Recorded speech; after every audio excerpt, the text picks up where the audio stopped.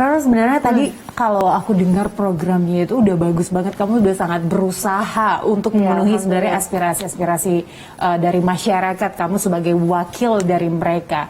Tapi ya, aduh, kenapa itu pernah sempat viral mau bubarin Komisi 7? Aduh, terlalu banyak drama orangnya ya.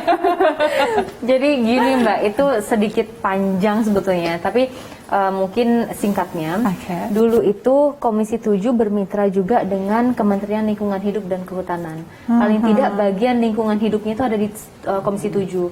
Karena pengesahan dari Undang-Undang Nomor 16 Tahun 2016 yang tadi mengenai Paris Agreement dan komitmen untuk mengurangi emisi karbon, itu justru antara Komisi 7 dan Kementerian Lingkungan Hidup, Bu Siti Nurbaya waktu itu juga. Nah, kami merasa sangat kesulitan waktu itu untuk bisa memonitor progres daripada implementasi undang-undang ini kayak gimana gitu. Karena kita kan ada fungsi pengawasan, Mbak. Nah, pengawasan itu tidak bisa maksimal kalau mitra kerjanya justru hilang gitu. Karena sejak tidak sejalan gitu tidak sejalan. ya. Karena mitra itu akhirnya dipindah full ke Komisi 4. Gitu, yang memang membidangi hal-hal lain ya, including kayak misalnya agriculture, itu kan ada di situ juga, kehutanan dan lain-lain. Tapi ya pada intinya ada momen di mana Komisi 7 hanya bermitra dengan satu kementerian, sedangkan komisi-komisi lain itu minimal 3 menteri atau 2 kementerian minimal. Gitu. Jadi kan kita merasa tidak fair gitu loh, nggak adil dong. Komisi 7 gimana kita bisa betul-betul menjalankan fungsi dengan secara full gitu, maksimal ya. Secara maksimal kalau misalnya tidak ada mitra ini gitu. Jadi ya mungkin butuh dukungan di karena sana, resah ya Mbak, ya, capek gitu. Dan justru waktu saya mengutarakan dibubarkan saja, kalau mungkin teman-teman di sini nonton klipnya, saya tuh ngomongnya pelan banget, kayak slow, kayak bener-bener di saat dimana saya tuh udah nyerah aja, pokoknya terserah lah, dibubarkan saja gitu. Alhamdulillah Mbak, sejak itu akhirnya pimpinan DPR betul-betul mencatat dan akhirnya Kementerian Perindustrian yang dialokasikan untuk bisa menjadi mitra kerja Komisi 7. Anyway, mungkin supaya kita bisa menghirup udara segar, karena tegang banget ya bahas mengenai pembubaran komisi gitu kan. Let's go to the back. Kita bisa santai-santai. Baiklah. Mari. Jadi berarti sebenarnya itu karena ada, kalau bisa dibilang pergesekan, tapi kan udah lebih baik lagi kan ke depannya. Udah nggak ada hal-hal yang maksudnya dipendam gitu dari seorang Roro. Nggak ada sama sekali, justru. Nggak ada, justru lebih baik. Tapi kalau dari fraksi sendiri, pada saat kamu bilang meskipun santai ya tadi, ngakunya santai, bubarin aja gitu. Tapi dari fraksi gimana? Sempat ada teguran nggak? Sebetulnya nggak ada teguran dan mereka bisa mengerti gitu. Saya tuh berbicara seperti itu karena apa? Jadi mereka bisa mengerti, tapi jatuhnya juga mencari solusi yang terbaik gitu. Yuk, mari kita ke belakang. Udah lebih baik. Aduh, ini ternyata ada papa dan adik saya. Halo. Halo. Mas Satya, salam kenal Gesmi. Kita dari Cerita Wanita baru wawancara dengan Mbak Roro. Luar biasa loh. Tadi cerita banyak. Seorang Mbak Roro yang masih milenial sekarang menjadi wakil rakyat. Tanggapannya dong. Pak Satya ini kan seorang politisi yang sudah dibilang lama untuk berkecimpung di dunia ini. Ya, alhamdulillah ya atas kepercayaan, karena proses menjadi anggota DPR itu kan melalui pemilihan umum ya. Ya otomatis rakyat memilih dan berhasil ditekati ya sama Mbak Roro ya, alhamdulillah bersyukur akhirnya terpilih, maka itu amanah. Ya, dan itu menjadi tentunya kebanggaan terutama untuk kaum milenial. Paling tidak suara kaum milenial bisa sedikit banyak diwakili, ya kan? Maka seringkali kita kalau di rumah ngobrol yang mungkin bahasanya berbeda, karena bahasa milenial kan akan lain ya, karena mereka bergaul dengan banyak teman-teman yang segenerasinya, dan banyak sekali ada bonus demografi macam-macam, sehingga tadi kita bahas sempat sehingga apa sih sebetulnya yang menjadi pemikiran mereka. Nah, itu saya pikir menjadi satu diskusi yang menarik. Masa kebetulan ada ada 2 anak. Hai Mas Angga ya. Juga masih milenial juga. Masih milenial. Nah, maka kita seringkali mendiskusikan gitu.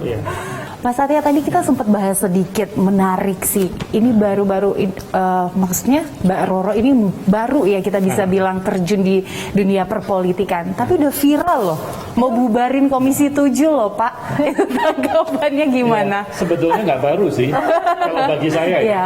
Tapi bagi khalayak ramai gitu mungkin menganggap itu baru. Kebetulan saya itu berkesempatan setiap kali ada kunjungan reses, itu saya mesti ajak anak saya yang perempuan ya. Kalau mereka pas lagi di Indonesia, itu selalu saya manfaatkan. Sehingga itu secara tidak langsung akan membuat mereka menjadi paham problem kemasyarakatan. Yang kedua yang tidak kalah penting adalah di saat kunjungan ke luar negeri. Kan orang selalu berasosiasi kunjungan ke luar negeri DPR, jalan-jalan segalanya. Kalau saya tidak. Saya manfaatkan bagi anak-anak saya yang kebetulan juga sekolah di sana. Kalau pas negaranya sama, ya mereka udah langsung bisa join ya. Tapi kalau misalkan tidak, memang kita niatin untuk kita ajak dengan biaya sendiri ya. Nah, itu maksudnya apa sebetulnya? Ini adalah life lesson. Karena saya nganggap ini sesuatu yang mahal, tidak semua orang berkesempatan. Maka kalau kita bisa memanfaatkan waktu ini dengan baik, dan insya Allah mau, itu yang penting. Yang penting anak-anaknya mau dan masuk di dalam conference, ya, dan nanya gitu. Jadi dia merasa bahwa ini suasananya kayak suasana di uni, ya kan? Jadi bisa padahal itu international conference. Kita pernah di Botanical Garden Conference di Geneva. Jadi dia nanya, Mbak Roro ini nanya seakan-akan seperti delegasi resmi Indonesia, karena sekolahnya di bidang environment, nanya kepada chairwoman daripada Botanical Garden yang dari Jordan. Itu yang adiknya. Saya tuh ngefans sama Queen Rania soalnya Mbak. Jadi pas ada royal family dari Jordania, saya langsung I gotta say something gitu. Itu adiknya si Queen Rania. Nah, itu tidak disadari. Ya, menurut dia ini fun aja dia menyampaikan gitu. Tapi sebetulnya bagi saya seorang yang sudah duduk di DPR saat itu, saya melihat inilah sebetulnya pelajaran yang sebenarnya. Jadi berani bertanya. Nah, bahkan di breakfast meeting Mas Angga ini itu di depan Direktur Jenderal UNEP ya, United Nations Environmental Protection. Dia bisa tanya. Dia nanya bagaimana mengenai agenda sidang UNEP yang ada di PBB pada beberapa bulan ke depan. Dan dijawab, timbul diskusi. Gitu. Nah, itu saya senang sebagai orang tua. Karena dengan demikian mereka melihat mempunyai opportunity dan punya keberanian untuk mengungkapkan. Nah, itu padahal jauh ya, kalau untuk Mbak Roro ini jauh sebelum mencalonkan diri sebagai caleg. Masyarakat melihat Mbak Roro baru di parlemen, tapi sebenarnya life lessonnya udah dari lama ya Pak Satya. Kalau dari sisi saya, Benar, itu, ini Pak, ya. sama aja dulu itu kita sebut Member of Parliament in the making. on training. Tapi ini sebenarnya udah terset, memang udah mau dipersiapkan mereka untuk menjadi politisi-politisi yang akan melanjutkan mungkin dari Pak Satya. Sebetulnya kalau dari sisi saya tidak ada paksaan ya. Tidak ada paksaan karena mereka ngambil sekolah juga sampai master, bahkan mempercita-cita untuk ngambil PhD. Nah, saya cuma bilang jangan dulu, kembali dulu ke tanah air, mencoba berkarya dimanapun dia berada, habis itu baru ngambil PhD. Ya, dengan begitu ada bekal gitu. Waktu dia balik, daripada dia straight gitu ya, dari master terus langsung PhD, which is itu oke, nggak ada salahnya gitu. Tapi akan kalau di bidang social science pasti akan ada kekurangannya, experience. Nah, itu sebetulnya guidance saya sih simpel-simpel kayak begitu sebenarnya. Nah, kalau Mas Angga gimana nih? Ada rencana ke depan yang ngikutin kakak, papa? Kalau sekarang saya bekerja sebagai profesional, jadi saya kerja di eksekutif di pemerintahan, yang memang bergerak di bidang energi. Jadi sekarang saya sedang menikmati pekerjaan saya memperluas wawasan saya dan juga pertemanan saya. Kedepannya apakah saya ada rencana untuk masuk politik? Kita lihat saja situasi dan kondisi seperti itu. Berarti tidak menutup kemungkinan ada. Tidak menutup kemungkinan, tapi saat ini saya fokus di pemerintahan. Tanggapannya tentang Mbak Roro yang sekarang? Waduh. Alhamdulillah sampai saat ini bagus, karena kalau saya lihat kan Mbak Roro kan benar-benar mewakili generasi muda, dan kalau saya berbicara mengenai generasi muda itu bukan hanya generasi milenial, Kita bisa berbicara generasi milenial, generasi Z maupun generasi Alpha yang lebih muda lagi. Karena kita semua tuh merupakan generasi muda Indonesia. Jadi bukan hanya milenial. Dan di Indonesia kita kan sekarang mengalami yang namanya bonus demografi, di mana kita akan mencapai puncaknya pada tahun 2030. Di mana nanti penduduk Indonesia itu akan didominasi oleh anak muda. Karena apapun juga kita adalah generasi masa depan. Ada yang sudah menjabat sekarang, baik itu di eksekutif, di legislatif, DPR, di ya. BUMN, di swasta.